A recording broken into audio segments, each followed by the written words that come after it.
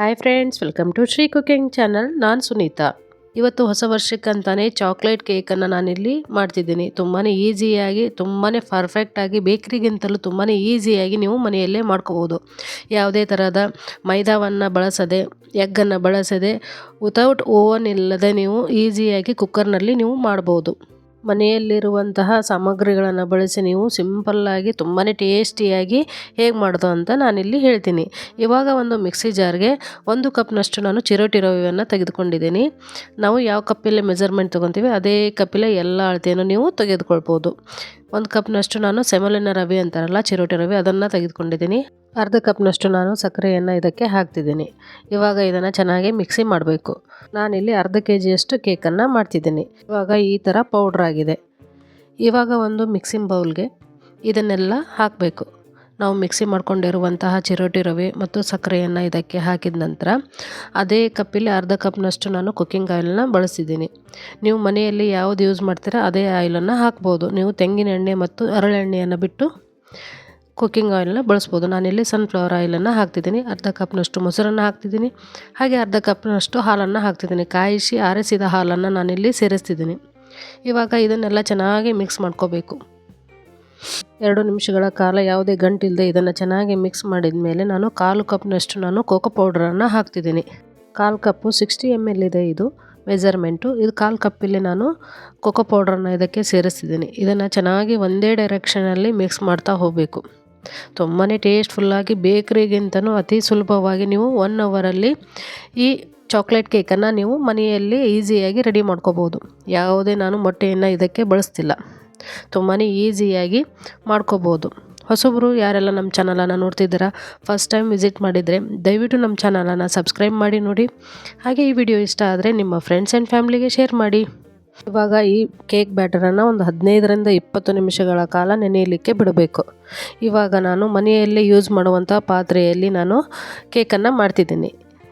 ನೀವು ತುಂಬಾ ಈಸಿಯಾಗಿ ಈ ಥರ ನೀವು ಮಾಡ್ಕೋಬೋದು. ಯಾವುದೇ ಕೇಕ್ ಮೋಲ್ಡ್ ಇಲ್ಲದೆ ಈ ಥರ ಅಲ್ಯೂಮಿನಿಯಂ ಪಾತ್ರೆಯಲ್ಲಿ ನೀವು ಮಾಡ್ಕೋಬೋದು. ಇವಾಗ ನಾನು ಒಂದು ಬಟರ್ ಪೇಪರನ್ನು ತೆಗೆದುಕೊಂಡಿದ್ದೀನಿ. ಅದರ ಸೈಜ್ ಅಳತೆಗೆ ನಾನಿಲ್ಲಿ ರೌಂಡಾಗಿ ಕಟ್ ಮಾಡ್ತಿದ್ದೀನಿ. ನೀವು ಬಟರ್ ಪೇಪರ್ ಇಲ್ಲವಾದರೆ ಪಾತ್ರೆಗೆ ಒಂದು ಸ್ವಲ್ಪ ಎಣ್ಣೆಯನ್ನು ಹಚ್ಚಿ ನಂತರ ಅದಕ್ಕೆ ಮೈದಾ ಹಿಟ್ಟನ್ನು ನೀವು ಚೆನ್ನಾಗಿ ಅಪ್ಲೈ ಮಾಡ್ಕೋಬೇಕು. ಅಪ್ಲೈ ಮಾಡಿದ ನಂತರ ಯಾವುದೇ ಬಟರ್ ಪೇಪರ್ ಇಲ್ಲಿ ಯೂಸ್ ಆಗೋದಿಲ್ಲ. ಹಾಗೆ ಬಟರ್ ಪೇಪರನ್ನು ನಾನು ರೌಂಡಾಗಿ ಕಟ್ ಮಾಡಿ ಇಟ್ಟಿದ್ದೀನಿ. ಇವಾಗ ಆ ಪಾತ್ರೆಗೆ ನಾನು ಎಣ್ಣೆಯನ್ನು ಹಾಕ್ತಿದ್ದೀನಿ. ಎಣ್ಣೆಯನ್ನು ಈ ಥರ ಚೆನ್ನಾಗಿ ಅಪ್ಲೈ ಮಾಡ್ಕೋಬೇಕು. ಇದೇ ಥರನಾಗಿ ನೀವು ಬಟರ್ ಪೇಪರ್ ಇಲ್ಲ ಅಂದರೆ ಚೆನ್ನಾಗಿ ಅಪ್ಲೈ ಮಾಡಿ ಮೈದಾ ಹಿಟ್ಟನ್ನು ನೀವು ಹಾಕ್ಬೋದು. ಇವಾಗ ಚೆನ್ನಾಗಿ ಅಪ್ಲೈ ಮಾಡಿದ ನಂತರ ನಾನು ಬಟರ್ ಪೇಪರನ್ನು ಇಲ್ಲಿ ಸೇರಿಸ್ತಿದ್ದೀನಿ. ನೀವು A4 ಶೀಟ್ ಪೇಪರ್ ಇರುತ್ತಲ್ಲ, ಆ ಪೇಪರಿಗೆ ಎಣ್ಣೆಯನ್ನು ಹಚ್ಚಿ ಒಂದು ಅರ್ಧ ಗಂಟೆ ಹಾಗೆ ಬಿಡಬೇಕು. ನಂತರ ಅದೆಲ್ಲ ಫುಲ್ ಡ್ರೈ ಆದಮೇಲೆ ಅದನ್ನು ರೌಂಡಾಗಿ ಕಟ್ ಮಾಡಿ ಯೂಸ್ ಮಾಡಿ ಆದರೂ ನಡೆಯುತ್ತೆ. ಇವಾಗ ಬಟರ್ ಪೇಪರ್ ಮೇಲೆ ಎಣ್ಣೆಯನ್ನು ಹಾಕಿದ್ದೀನಿ. ಗ್ಯಾಸ್ ಮೇಲೆ ಒಂದು ಪಾತ್ರೆ ಅಥವಾ ಕುಕ್ಕರನ್ನು ಇಟ್ಟು ಹೈ ಫ್ಲೇಮಲ್ಲಿ ಇಡಬೇಕು. ಚೆನ್ನಾಗಿ ಅದು ಬಿಸಿ ಆಗಬೇಕು. ಇವಾಗ 10ರಿಂದ 15 ನಿಮಿಷಗಳ ಕಾಲ ಈ ಕೇಕ್ ಬ್ಯಾಟರ್ ತುಂಬಾ ಚೆನ್ನಾಗಿ ನೆನೆದಿದೆ. ನೋಡಿ ಎಷ್ಟು ಚೆನ್ನಾಗಿ ಗಟ್ಟಿಯಾಗಿದೆ. ಇದನ್ನು ಚೆನ್ನಾಗಿ ಮಿಕ್ಸ್ ಮಾಡ್ಕೋಬೇಕು. ಇವಾಗ ನಾನು 1 ಟೇಬಲ್ ಸ್ಪೂನಷ್ಟು ವೆನಿಲಾ ಎಸೆನ್ಸನ್ನು ಹಾಕ್ತಿದ್ದೀನಿ. ನೀವು ವೆನಿಲಾ ಎಸೆನ್ಸ್ ಇಲ್ಲವಾದರೆ ಏಲಕ್ಕಿ ಪೌಡ್ರನ್ನು ನೀವು ಹಾಕ್ಬೋದು. ನಾನಿಲ್ಲಿ ಯಾವುದೇ ಬೇಕಿಂಗ್ ಪೌಡರ್, ಬೇಕಿಂಗ್ ಸೋಡಾವನ್ನು ನಾನಿಲ್ಲಿ ಬಳಸ್ತಿಲ್ಲ. ಅದರ ಬದಲಾಗಿ ಈನೋ ಪೌಡ್ರನ್ನು ನಾನಿಲ್ಲಿ ಕಟ್ ಮಾಡಿ ಹಾಕ್ತಿದ್ದೀನಿ. ಇದು ಲೆಮನ್ ಸಾಲ್ಟ್ ಈನೋ ಪೌಡರನ್ನು ನಾನಿಲ್ಲಿ ತೆಗೆದುಕೊಂಡಿದ್ದೀನಿ. ಅದನ್ನು ಹಾಕಿದ್ದೀನಿ 1 ಪ್ಯಾಕೆಟು.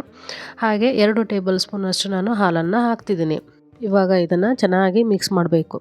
ಮಿಕ್ಸ್ ಮಾಡಿದ ನಂತರ ಇದನ್ನು ಕೇಕ್ ಮೋಲ್ಡಿಗೆ ಅಥವಾ ಪಾತ್ರೆಗೆ, ನಾವು ರೆಡಿ ಮಾಡಿ ಇಟ್ಕೊಂಡಿರುವಂತಲ್ಲ ಆ ಪಾತ್ರೆಗೆ ನಾವು ಹಾಕಬೇಕು. ತುಂಬಾ ಈಸಿಯಾಗಿ ನಾವು ಕೇವಲ 1 ಗಂಟೆಯಲ್ಲಿ ಈ ಕೇಕನ್ನು ನಾವು ರೆಡಿ ಮಾಡ್ಕೋಬೋದು. ಬೇಕರಿಗಿಂತಲೂ ಮನೆಯಲ್ಲಿಯೇ ತುಂಬಾ ಟೇಸ್ಟಿಯಾಗಿ ನೀವು ಈ ಚಾಕ್ಲೇಟ್ ಕೇಕನ್ನು ಮಾಡ್ಕೋಬೋದು. ಯಾವುದೇ ಓವೆನ್ ಇಲ್ಲದೆ, ಯಾವುದೇ ಮೊಟ್ಟೆ ಮೈದಾವನ್ನು ಬಳಸದೆ ನಾನು ತುಂಬಾ ಸುಲಭವಾಗಿ ಕೇಕನ್ನು ಮಾಡ್ತಿದ್ದೀನಿ.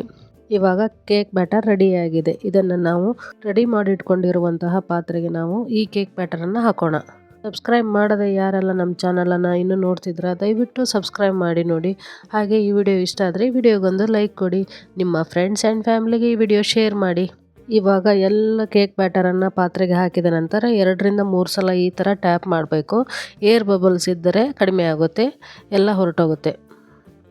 ಈ ಥರ ಚೆನ್ನಾಗಿ 2-3 ಸಲ ಟ್ಯಾಪ್ ಮಾಡಿದ ಮೇಲೆ ನಾವು ಕುಕ್ಕರಲ್ಲಿ ಇಡಬೇಕು. ನಿಧಾನವಾಗಿ ಗ್ಯಾಸನ್ನು ಲೋ ಟು ಮೀಡಿಯಮ್ ಫ್ಲೇಮಲ್ಲಿ ಇಟ್ಟು ನಾವು ಈ ಕೇಕ್ ಬ್ಯಾಟರನ್ನು ರೆಡಿ ಮಾಡ್ಕೋಬೇಕು. ಕೇವಲ ಅರ್ಧ ಗಂಟೆಯಲ್ಲಿ ಈ ಕೇಕ್ ಬ್ಯಾಟರ್ ರೆಡಿ ಆಗುತ್ತೆ. ನೋಡಿ, ನಾನು 30ರಿಂದ 40 ನಿಮಿಷಗಳ ಕಾಲ ಇದನ್ನು ಲೋ ಫ್ಲೇಮಲ್ಲಿ ಇಟ್ಟಿದ್ದೆ. ಇವಾಗ ಈ ಥರ ಚೆಕ್ ಮಾಡಿ ಟೂತ್ಪಿಕ್ಕಲ್ಲೇ ನೋಡಬೇಕು. ಕೇಕ್ ಬ್ಯಾಟರ್ ಇವಾಗ ರೆಡಿಯಾಗಿದೆ. ಇದನ್ನು ತಣ್ಣಗಾಗಲಿಕ್ಕೆ ಬಿಡಬೇಕು. ನಾನಿಲ್ಲಿ ಡೈರಿ ಮಿಲ್ಕ್ ಮತ್ತು ಮಿಲ್ಕ್ ಬಾರನ್ನು ತೆಗೆದುಕೊಂಡಿದ್ದೀನಿ.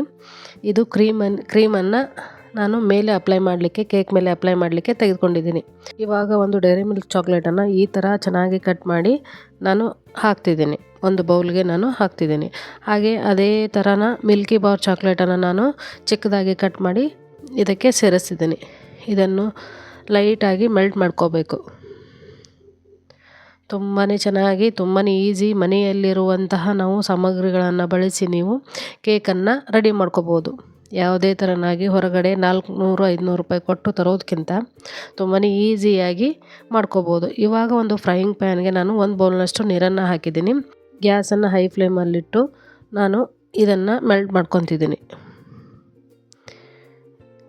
ಸ್ವಲ್ಪ ಎಲ್ಲ ಚೆನ್ನಾಗಿ ಕರಗೋ ತನಕ ಹೈ ಫ್ಲೇಮಲ್ಲಿ ಇಡಬೇಕು. ಕರಗಿದ ನಂತರ ಮೀಡಿಯಮ್ ಫ್ಲೇಮಲ್ಲಿಟ್ಟು ಇದನ್ನು ಚೆನ್ನಾಗಿ ಮಿಕ್ಸ್ ಮಾಡ್ಕೋಬೇಕು.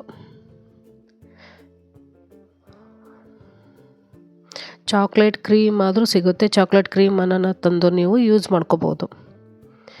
ಈ ಥರ ತುಂಬಾ ಕ್ವಿಕ್ಕಾಗಿ, ತುಂಬಾ ಈಸಿಯಾಗಿ ನೀವು ಮಾಡ್ಕೋಬೋದು. ನಾನು 1 ಟೇಬಲ್ ಸ್ಪೂನಷ್ಟು ನೀರನ್ನು ಸೇರಿಸ್ತಿದ್ದೀನಿ. 2 ಚಾಕ್ಲೇಟ್ಗೆ 1 ಟೇಬಲ್ ಸ್ಪೂನಷ್ಟು ನೀರನ್ನು ನಾನಿಲ್ಲಿ ಸೇರಿಸ್ತಿದ್ದೀನಿ. ಸೇರಿಸಿ ಚೆನ್ನಾಗಿ ಮೆಲ್ಟ್ ಆಗಬೇಕು. ಚೆನ್ನಾಗಿ ಮಿಕ್ಸ್ ಮಾಡ್ಕೋಬೇಕು. ಕ್ರೀಮ್ ಈ ಥರ ಆಗಬೇಕು. ನೋಡಿ ಎಷ್ಟು ಚೆನ್ನಾಗಿ ಕಲರ್ ಬಂದಿದೆ, ಎಷ್ಟು ಚೆನ್ನಾಗಿ ಮೆಲ್ಟ್ ಆಗಿದೆ. ಈ ಥರ ಟೆಕ್ಸ್ಚರ್ ಬರಬೇಕು. ಹೊಸ ವರ್ಷಕ್ಕೆ ಇನ್ನೊಂದು ರೆಸಿಪಿಯನ್ನು ನಾನಿಲ್ಲಿ ಅಪ್ಲೋಡ್ ಮಾಡಿದ್ದೀನಿ. ಪ್ಲಮ್ ಕೇಕ್ ರೆಸಿಪಿಯನ್ನು ತುಂಬಾ ಟೇಸ್ಟಾಗಿ ಎಲ್ಲ ಫ್ರೂಟ್ಸ್ಗಳನ್ನು ಯೂಸ್ ಮಾಡಿ ನೀವು ಮಾಡ್ಕೋಬೋದು. ಅಷ್ಟೇ ಟೇಸ್ಟಿಯಾಗಿ ಕೂಡ ಇರುತ್ತೆ. ನಾನಿಲ್ಲಿ ಮತ್ತೆ 1 ಟೇಬಲ್ ಸ್ಪೂನಷ್ಟು ನೀರನ್ನು ನಾನಿಲ್ಲಿ ಸೇರಿಸ್ತಿದ್ದೀನಿ. ಈ ಥರ ಚೆನ್ನಾಗಿ ಮಿಕ್ಸ್ ಮಾಡ್ಕೋಬೇಕು. ಪ್ಲಮ್ ಕೇಕ್ ರೆಸಿಪಿಯನ್ನು ನಾನಿಲ್ಲಿ ನಮ್ಮ ಚಾನಲಲ್ಲಿ ಅಪ್ಲೋಡ್ ಮಾಡಿದ್ದೀನಿ. ಅದರ ಲಿಂಕ್ ಬೇಕಾದರೆ ನಾನು ಡಿಸ್ಕ್ರಿಪ್ಷನ್ನಲ್ಲಿ ಹಾಕಿರ್ತೀನಿ. ಈ ಥರ ಚೆನ್ನಾಗಿ ಮಿಕ್ಸ್ ಆದಮೇಲೆ ಇವಾಗ ಗ್ಯಾಸನ್ನು ಆಫ್ ಮಾಡಬೇಕು. ಇವಾಗ ಚಾಕ್ಲೇಟ್ ಕ್ರೀಮ್ ರೆಡಿಯಾಗಿದೆ. ಇದನ್ನು 2-3 ನಿಮಿಷಗಳ ಕಾಲ ತಣ್ಣಗಾಗಲಿಕ್ಕೆ ಹಾಗೆ ಬಿಡಬೇಕು. ಇವಾಗ ನಾವು ಕೇಕ್ ರೆಡಿಯಾಗಿದೆ, ತಣ್ಣಗಾಗಿದೆ. ಅದನ್ನು ನಾವು ಒಂದು ಪ್ಲೇಟ್ಗೆ ಹಾಕೋಣ. ಈ ಥರ ಎಡ್ಜಸ್ ಎಲ್ಲ ನಾವು ಚೆನ್ನಾಗಿ ಬಿಡಿಸ್ಕೋಬೇಕು. ಇವಾಗ ಒಂದು ಪ್ಲೇಟ್ಗೆ ಇದನ್ನು ಟ್ರಾನ್ಸ್ಫರ್ ಮಾಡೋಣ. ತುಂಬಾ ಈಸಿಯಾಗಿ, ಯಾವುದೇ ರೀತಿ ಕಟ್ ಆಗಲಾರ್ದಂಗೆ ಚೆನ್ನಾಗಿ ಬರುತ್ತೆ. ನೋಡಿ ಎಷ್ಟು ಚೆನ್ನಾಗಿ ಬಂದಿದೆ ಚಾಕ್ಲೇಟ್ ಕೇಕ್. ತುಂಬಾ ಟೇಸ್ಟಿಯಾಗಿ, ಅಷ್ಟೇ ಈಸಿಯಾಗಿ ಕೂಡ ನೀವು ಮನೆಯಲ್ಲೇ ಮಾಡ್ಕೋಬೋದು. ಹೊಸ ವರ್ಷಕ್ಕೆ ಇದೇ ರೀತಿಯಾಗಿ ನೀವು ಒಂದ್ಸಲ ಮನೆಯಲ್ಲೇ ಟ್ರೈ ಮಾಡಿ ನೋಡಿ. ತುಂಬಾ ಈಸಿಯಾಗಿ ಚಾಕ್ಲೇಟ್ ಕೇಕನ್ನು ಮಾಡ್ಕೋಬೋದು.